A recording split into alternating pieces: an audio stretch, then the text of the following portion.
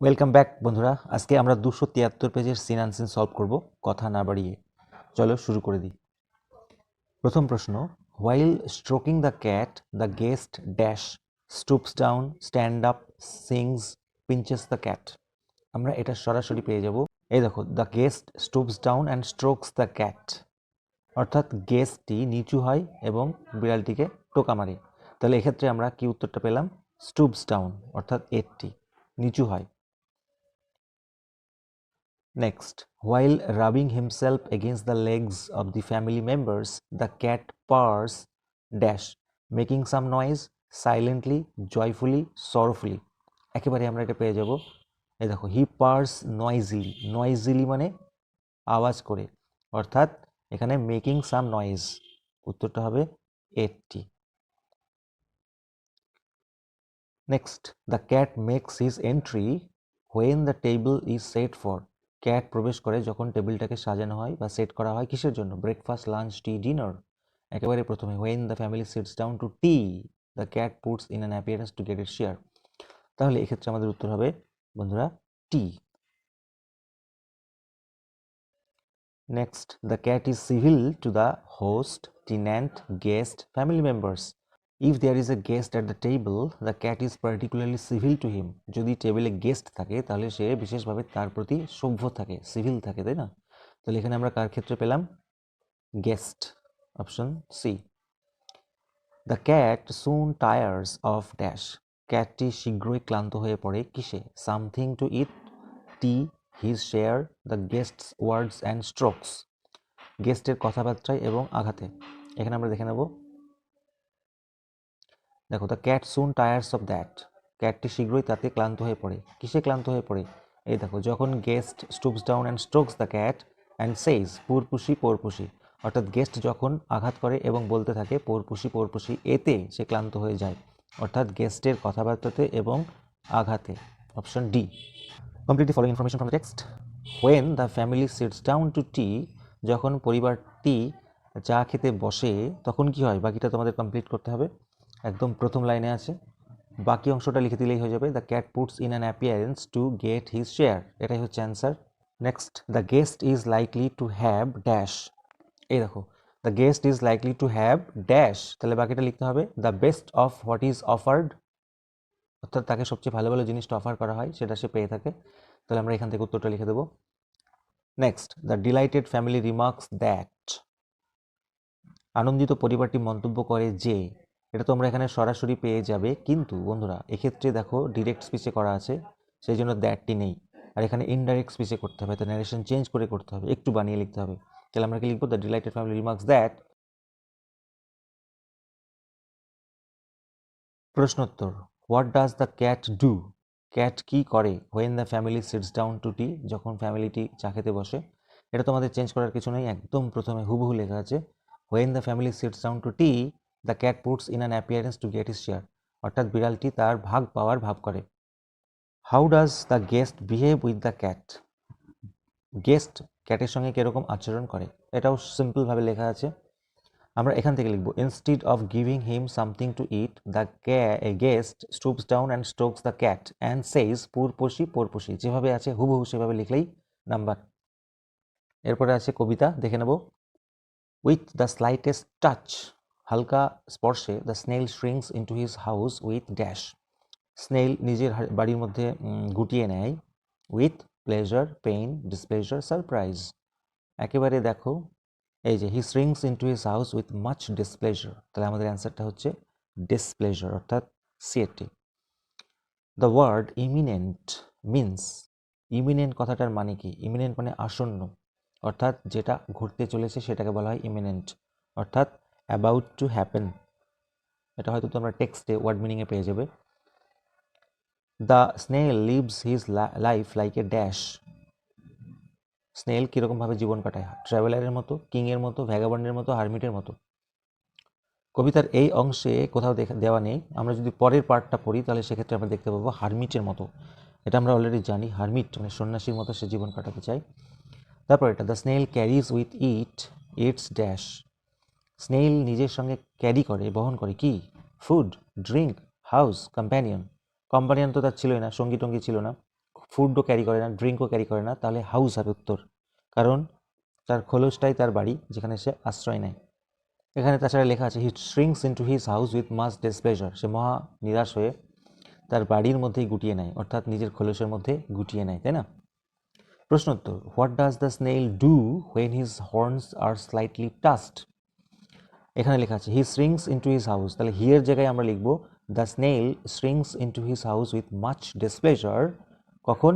When his horns are slightly touched, হয়ে গেল উত্তর। পরেরটি, how does the snail's house give it safety and protection? স্নেলের বাড়িটি কীভাবে একে নিরাপত্তা এবং প্রোটেকশন দেয়? তাহলে আমরা উত্তরটা লিখবো এখান থেকে, the snail's house gives it safety and protection, কিসের থেকে? From the danger of storm or other harms besides of weather. একদম গুছিয়ে লিখলে এটা হচ্ছে। এবার আমরা আনসিনটা পড়ে করবো, খুব গুরুত্বপূর্ণ আনসিন, এই আনসিনটা বারবার আসে টেস্টে বিশেষ করে। এর আগে আমি টেস্টের আগেও আমি দিয়েছিলাম এটা, তো অনেকে রিকোয়েস্ট করেছে আনসিনগুলো পড়ে করার জন্য, আমি সংক্ষেপে পড়িয়ে দিচ্ছি। ওয়ান ডে, একদিন, when I was in the 5th standard, যখন আমি পঞ্চম শ্রেণীতে পড়ি বা 5th স্ট্যান্ডার্ডে পড়ি, at the Rameswaram elementary school, রামেশ্বরমের প্রাথমিক স্কুলে, a new teacher came to our class, তখন আমাদের ক্লাসে একটি নতুন টিচার এসেছিলেন।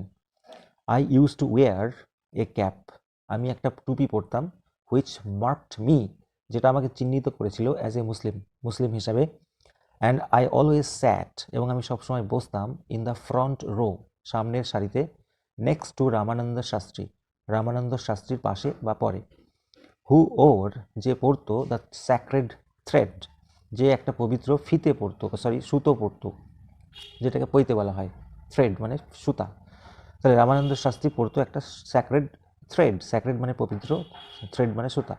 The new teacher could not digest a Hindu priest son sitting with a Muslim boy, এই নতুন শিক্ষকটি সহ্য করতে পারেনি, ডাইজেস্ট মানে হজম করা বা সহ্য করতে পারেনি যে একটা হিন্দু পুরোহিতের ছেলে বসে আছে মুসলিম বয়ের সাথে। In accordance with our social ranking, আমাদের সমাজের মর্যাদা অনুসারে, অ্যাজ দ্য নিউ টিচার স ইট, যেমন নিউ টিচারটি দেখলেন, আই ওয়াজ আস্কড টু গো, আমাকে যেতে বলা হলো, অ্যান্ড সিট, বসতে বলা হলো, অন দ্য ব্যাক বেঞ্চ, পেছনের বেঞ্চে। আই ফেল্ট ভেরি স্যাড, আমি খুব দুঃখ পেলাম, and so did Ramananda Shastri, আর রামানন্দ শাস্ত্রীও খুব দুঃখ পেলেন। হি লুকড আটারলি ডাউনকাস্ট, তাকে দেখতে সম্পূর্ণরূপে ডাউনকাস্ট লাগলো, অর্থাৎ মন মরা লাগলো, ডিজেক্টেড লাগলো। As I shifted to my seat in the last row, যখন আমি আমার আসনটিকে লাস্ট রো অর্থাৎ শেষ সারিতে শিফট করে নিলাম, অর্থাৎ আমি যখন লাস্ট সারিতে চলে গেলাম, তখন তাকে দেখতে খুবই মনমরা লাগছিল। The image of him weeping, weep মানে কাদা, তাহলে তাকে দেখার যে ছবি, when I shifted to the last row, যখন আমি শেষ সারিতে চলে গেলাম, left a lasting impression on me, আমার মধ্যে একটি দীর্ঘকালীন প্রভাব ফেলে দিল। ইমপ্রেশন মানে প্রভাব, অর্থাৎ তাকে কাঁদতে দেখে আমার মনে একটি ইমপ্রেশন বা প্রভাব পড়ল। আফটার স্কুলের পরে, উই ওয়েন্ট হোম, আমরা বাড়ি চলে গেলাম, and told our respective parents, আমাদের নিজের পিতামাতাকে বললাম, অ্যাবাউট দ্য ইনসিডেন্ট, এই বিষয়ে।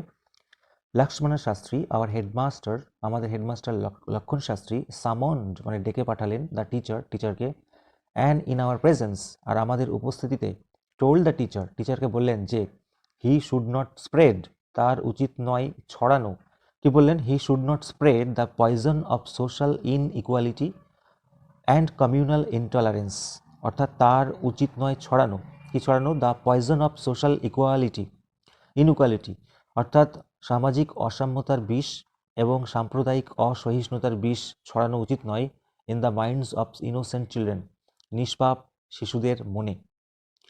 হি ব্লান্টলি আস্কস দ্য টিচার, সে স্পষ্টভাবে শিক্ষকটিকে বলে দিলেন, টু আইদার অ্যাপোলোজাইজ, হয় ক্ষমা চাইতে হবে, or quit the school and island, অথবা এই স্কুল এবং দ্বীপটাকে ছেড়ে চলে যেতে হবে, কুইট করতে হবে।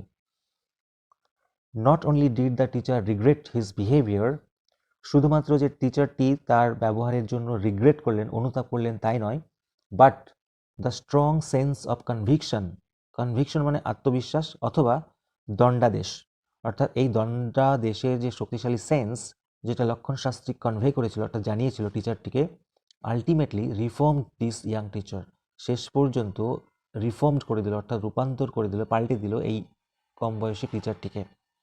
তাহলে এবার আমরা শুরু করছি প্রশ্নোত্তর। When the incident took place, Ramananda was a student of dash, the fourth standard, fifth standard, the sixth standard, কোনটা হবে? আমরা একদম প্রথম লাইনে দেখেছি one day when I was in the fifth standard, তাহলে অ্যান্সারটা হচ্ছে অপশন বি অর্থাৎ fifth standard. The student sent to the back bench was, অর্থাৎ যে স্টুডেন্টটাকে ব্যাক বেঞ্চে পাঠিয়ে দেওয়া হয়েছিল সে কে? রামানন্দ, দ্য ন্যারেটর, রামেশ্বরম, কাকে? এই লাইনটা দেখো, I was asked to go and sit on the back bench, আমাকে পাঠিয়ে দেওয়া হলো ব্যাক বেঞ্চে। আমাকে মানে কে? যে বলছে, অর্থাৎ বক্তা মানে ন্যারেটর। তাহলে option B is the correct answer. তারপর এটা দেখে নেবো, the narrator use to wear, narrator পরতেন, কি পরতেন? Hat, turban, cap, crown. এখানে বলেছে I use to wear a cap, আমি একটা টুপি পরতাম। তাহলে option C is the correct answer. Next one, in the class the narrator always sat beside, narrator ক্লাসে সবসময় বসতো কার পাশে? The new teacher, Lakshman Shastri, Ramananda Shastri, Rameswaram. এই দেখো, I always sat in the front row next to Ramanand Shastri, তাহলে অ্যান্সারটা হবে রামানন্দ শাস্ত্রী অর্থাৎ option C. When the narrator was ordered to shift to the last bench, যখন ন্যারেটরকে অর্ডার করা হলো লাস্ট বেঞ্চে শিফট করার জন্য, Ramananda Shastri was dash, delighted মানে আনন্দিত হলো, ওভারজয়েড মানে উল্লসিত হলো, অ্যামিউজড মানে অবাক হলো, উইপিং মানে কাঁদছিল। এই যে the image of him weeping when I was shifted to the last row, যখন আমাকে লাস্ট রোতে শিফট করা হলো তাকে আমি দেখতে পেলাম উইপিং অর্থাৎ কাঁদতে দেখলাম। তাহলে option D is the correct answer. The new teacher was summoned by, নতুন টিচারকে ডেকে পাঠানো হলো কার দ্বারা? The narrator's father, Ramanand Shastri, Lakshman Shastri, a Muslim guardian. এই যে লাইনটা দেখো, Lakshman Shastri our headmaster summoned the teacher, Lakshman Shastri আমাদের হেডমাস্টার তাকে ডেকে পাঠালেন। তাহলে অ্যান্সারটা হচ্ছে লক্ষ্মণ শাস্ত্রী অর্থাৎ অপশন সি। আলোচনা করব ট্রু ফলস।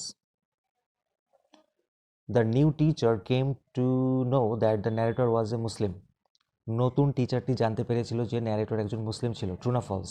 এটা অবশ্যই ট্রু হবে।